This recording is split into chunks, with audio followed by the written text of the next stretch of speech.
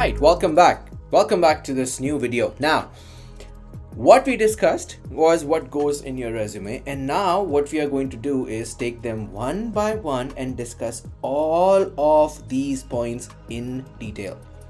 What I want you to do is pay attention and write down notes. Of course, there will be pointers on the slide, but I still would recommend each one of you to write down and also put in your understanding by the end of this session in the comment section. Okay? Chalo, let's begin. So, what goes in your resume? Let's begin with that, okay? Because template is the most important aspect of your resume. So, the template of the resume should be what? Number one, write this down: clean, clear, and easy to read. The template of the resume should be clean, clear, and easy to read. Let me tell you how. Number one, use a simple and professional font. So, such as, which is very commonly used, like Arial or Calibri or Times New Romans. My suggestion to you will be avoid using overtly decorative fonts that can be difficult to read. Number two, use clear headings and subheadings to organize the different sections of your resume. See, this makes it easier for the hiring manager to quickly find the information that they are looking for. Number three, use bullet points to list your qualifications and experience.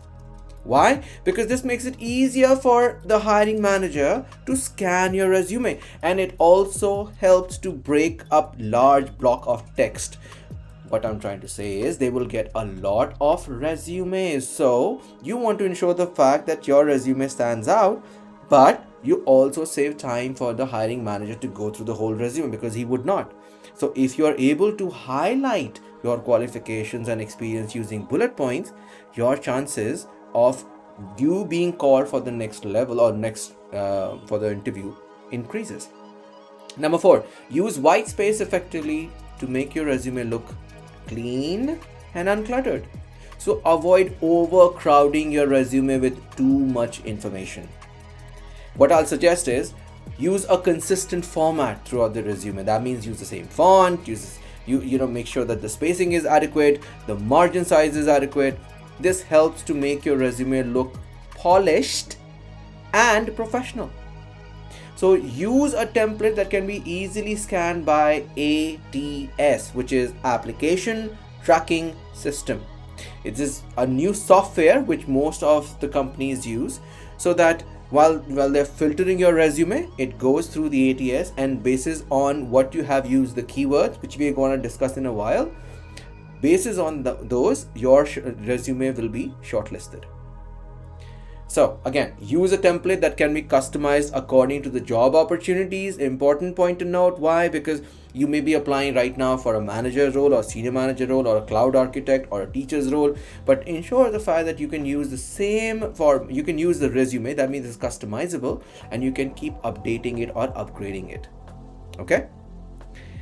The layout, how should the layout be? Well, the layout should, it should make your resume stand out, but not in a way that it becomes distracting.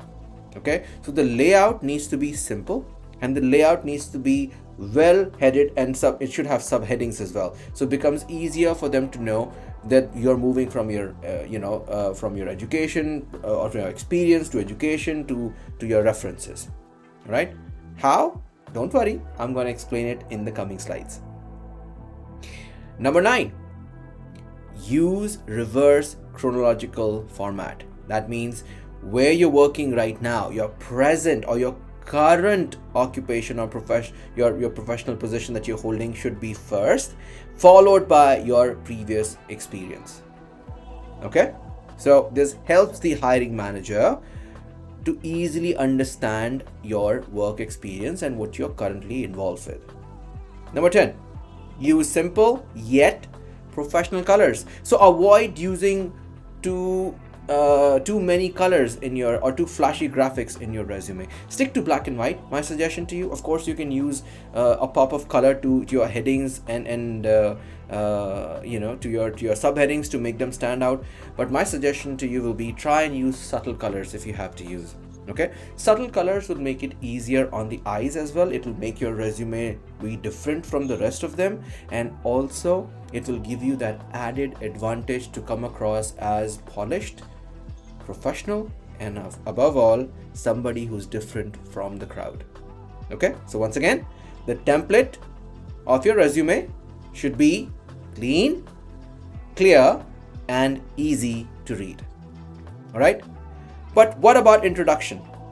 Introduction. What do you mean introduction? Well, see, introduction of a resume is also known as resume summary or the objective statement, like we normally call it. Okay, so it is typically placed on the top of your resume and should be concise yet comprehensive overview of your qualifications and experience. So the introduction should be tailored to a specific job or industry which you're applying for. That means if you are applying for a manager's position or if you're applying for a director's position, then you must tailor your introduction, your summary, resume summary, as per the role that you've applied for. What it simply means, or what I'm trying to simply say, is make sure that you keep updating your resume summary. It should not be the same thing over and over again for every job. Here are some of the things I would suggest that you can do if you are making your resume or updating it as we speak. Number one, see, a brief statement about your professional background is a must. So you need to mention your job title and the years of experience, along with a little professional background, like a summary of your key skills and qualifications, again, which are relevant to the job or the industry that you applied for. A statement about your career goals and how they align with the position that you're applying for is also a must. Mention any specific accomplishment or achievements that demonstrates your qualification for the job. Or you can also mention a statement that how or what do you bring to the table? How would you help the company meets its goal? You can also use tailored keywords that match the job posting or pass the initial screening through the applicant tracking system, ATS. So make sure that you use the right keywords. For instance, if the job that you applied for is, say, a cloud architect, then make sure that it clearly stands out. All right. So what would that do is the ATS will look at cloud architect and would shortlist you or will screen your resume better. The summary, however, must know this. The summary should be written in an active voice, use action words, and that should not be any longer than 2 to 3 lines. Okay. What do I mean by this? Well, okay, I'm gonna give you a little example. So I'm gonna show you how can the summary be of your resume on your screen. Okay, that you'll see it now. All right. Now, these are just examples. I don't want you to blindly follow them, but these are just examples that you can listen to, read, write it down, pause the video if you want to, and make your resume summary basis on these words. All right. Now, the summary should be written to grab the attention of the hiring manager. Make sure it's there to grab the attention. So you have to use the words which are eye-catching. That's the reason I showed you those words. Okay, so or the summary. So you can use them. It helps you. It helps to propel you from the crowd to probably a shortlisting candidate list. Okay, all right. Now it is important to keep in mind that introduction should be again concise and to the point. To the hiring manager may not have too much of time, so the hiring manager should be able to see it and should be concise enough, to the point enough, but interesting enough that they want to review your resume, they want to go through your resume. And hence your resume summary or objective statement is extremely important for you to put in your resume. Okay, make sense? Yeah. All right, now moving on to what about experience? How should I showcase my experience in my resume, Moff? Well, don't worry. It comes under content. That means now the main content of the resume, how should it look like? Well, it should begin, number one, with your experience. Okay. So when I say experience, that means again in the chronological order, reverse chronological order. What you're doing right now should come first. Okay. And then you move on. We all want to see this kind of stamp on our resume, isn't it? Shortlisted. Stamped by the HR. Okay, and this is number one way of doing it, by making sure that your resume fits the bill. So how you should do that? Well, first off, use clear and easy to read format to showcase your experience, and again, in the reverse chronological order. Number two, use clear headings and subheadings to organize different sections of your resume, such as work experience or professional experience. Then use bullet points to list down your job duties, responsibilities, making it easier basically for hiring manager to quickly scan and see your experience. Include job title, company name, dates of employment. For each job that you have listed on your resume, you must ensure that you are clear and concise with your job title, the company name, and the dates of employment. Okay, it helps them do a ref check as well. Number 5, use action words to describe your job duties and responsibilities, such as I managed XYZ, I coordinated in this project, or I implemented XYZ policy, I implemented the project learnings, or I increased the sales by X much. Okay. Number 6, highlight specific accomplishment and achievements that demonstrates the impact of your work. But make sure that you use concrete numbers and statistics. That means data. It has to be backed up by data. Whatever that you share in your resume as accomplishments or achievements needs to be backed up by data. Always. Okay? Tailor your resume to specific job or industry in a way that whatever that you're applying for, the position that you're applying for, it should always highlight the experience which is most relevant to the position that you're applying for, not about the other experience. So if you're applying for, again, like an example I can give from teaching background, if you're applying for as an English teacher, right, to highlight your qualifications or achievements in English more than the rest of the subject. If you're applying for a class teacher, then you need to mention that you showcase how you managed your previous classes with data in terms of how many students were with you, how many students passed the exams, what were their merits, everything. Okay, I hope it makes sense now. Yeah. Now, any volunteer work or extracurricular activities that you have done which is probably related to the job, you can also of course mention that in. And my suggestion to you will be use industry specific terminology or acronyms whenever you're putting in your experience for that role. Why? Because it shows that you're familiar with the field. So ITIL may not make sense to you, but people who are working in IT industry, the minute they hear ITIL, make total sense to them. So the hiring manager will be able to shortlist your resume faster if you showcase or if you use industry specific terminology and acronyms. Okay. Lastly, you also need to ensure that you emphasize any transferable skills that you have gained from your previous organization, okay, like your leadership or problem solving skills or communication skills. Highlight to the best of your ability, but my suggestion to you, in your experience, please do not lie. Do not lie about your experience. Do not lie about the resume summary, because sooner or later your lies catch up to you. Okay? So please don't lie. Speak and showcase what you have already done and accomplished. Right? Now, moving on to education and certification. How should I then talk about my education and certification, Moff? Well, I'll tell you what, the easier way will be, we'll use the same way that we've been discussing about our experience. That means we'll use the clear headings and subheadings to organize the different sections in your resume. So make sure that you clearly put it out as education or academic background. Again, use the highest degree first. So list the highest degree first, followed by the other degrees and certification you have earned in a similar way, like the way you have done in your experience, okay, in the reverse chronological order. But here as well, you need to mention the name of the institute, location, dates of attendance for each degree or certification, so on and so forth. You can also use the relevant coursework or probably the area of study that is relevant to the job industry that you're applying for. For instance, you can talk about I've also gone if it's an IT one and you're going through cloud technology, you can also showcase that I'm going through this coursework, or I'm going through this certification, all right, that and position that you applied for is going to help you basis on what you're learning currently in your coursework.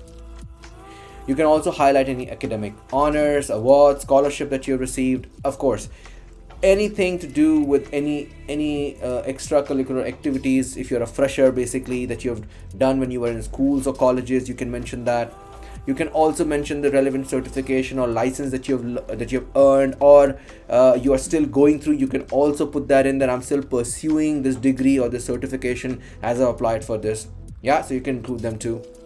And you can also include any related language or any other skills, basically, which can probably help you get that job better. So I see a lot of people mention that, about their proficiency of the language, Hindi, English. If they know more languages, you can also put that in, all right, as a part of your education and certification.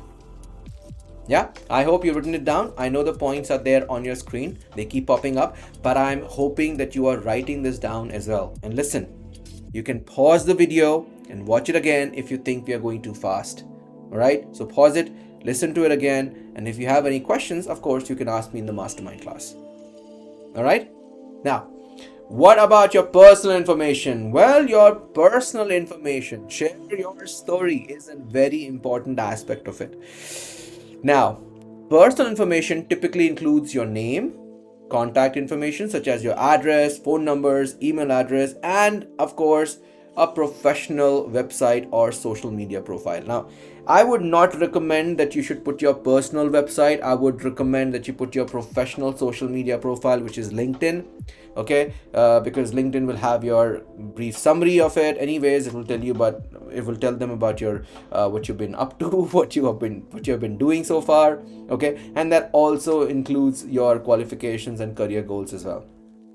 So it is not necessary though in personal information that you want to use your age or gender or marital status or your hobbies. Okay, but my suggestion to you will be keep the personal details relevant to the job, so you can talk about your, again, address, your phone number, your name, your in that order. Okay, so it starts with your name, your contact information such as your address, phone number, and your email address, but always mention your LinkedIn profile as an email, as a social media profile if you need to share that.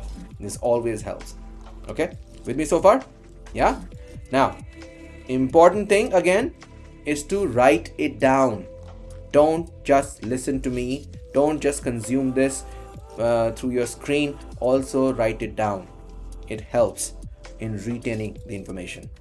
Okay, now we are towards the last leg of resume, that is, how do you close the resume? Well, I would suggest always close the resume with the sweetest thing to offer. We are Indians, right? We always, once we have had our meal, we like sweet dish, and your recommendations are your sweet dish.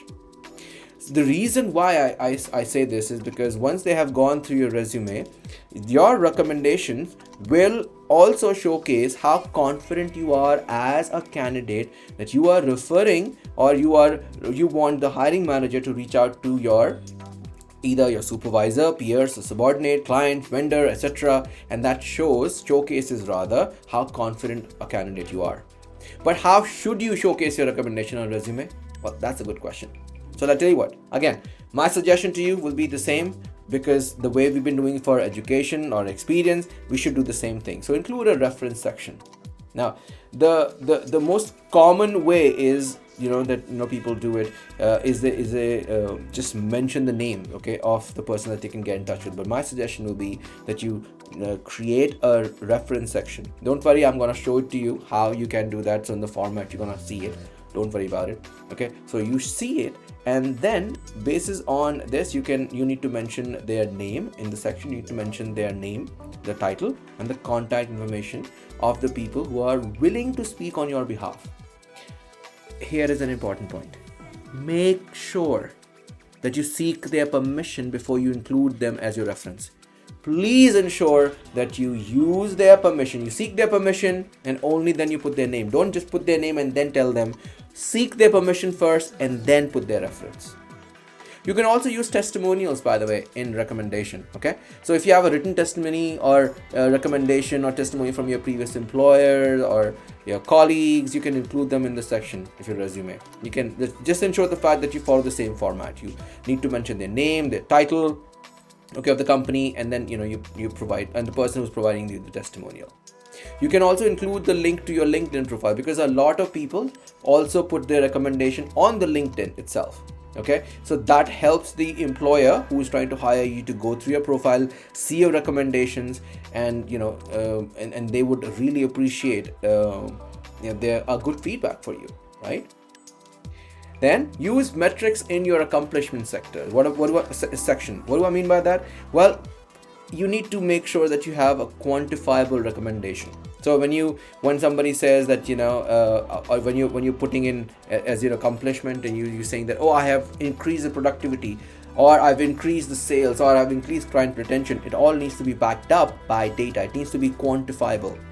It cannot be just words. So make sure that you use appropriate metrics, data, to showcase that what you're saying is what you have actually done. So again, data speaks louder than words. So showcase your data more and then the words. All right. See, it's worth noting that's a good idea to have diverse set of references from different types of professional relationships you've had, like your supervisor, your peers, your subordinates, your clients, vendors, etc. The more diverse you are in your recommendation, the more confident you will be as a candidate. Make sense? Yeah? Good. Now, I would recommend and suggest, in fact, I would rather urge everybody to write down your learning from this. So what I want you to do is, for each of the points that we have covered, I want you to write down what your understanding is, okay, in the comment section, number one. Number two, the reason I'm saying so, it will help you retain this information better. So if you want, you can go back, rewind it, listen to it, and then put down your points. Number three, it also helps the other people who will come in and go through this course. Basis on your comments, they'll also get to learn something which probably they would have missed out on. So bless them with your knowledge. Don't keep it to yourself. Don't hoard the information. Don't hoard the knowledge. Share your knowledge. All right. Now, we are now going to discuss about the resume format, how the resume format should be. When I say that, that means how should a fresher make his resume, and how should people with experience should put their resume, okay, or put in the resume, and how. We're going to discuss that in the next video. Again, my humble request, do not go to the next video without putting in your learning. So key in your learning in the comment section so it registers in your brain as well, and you remember it for a longer time. All right. On that note, thanks so much, and I will see you in the next section.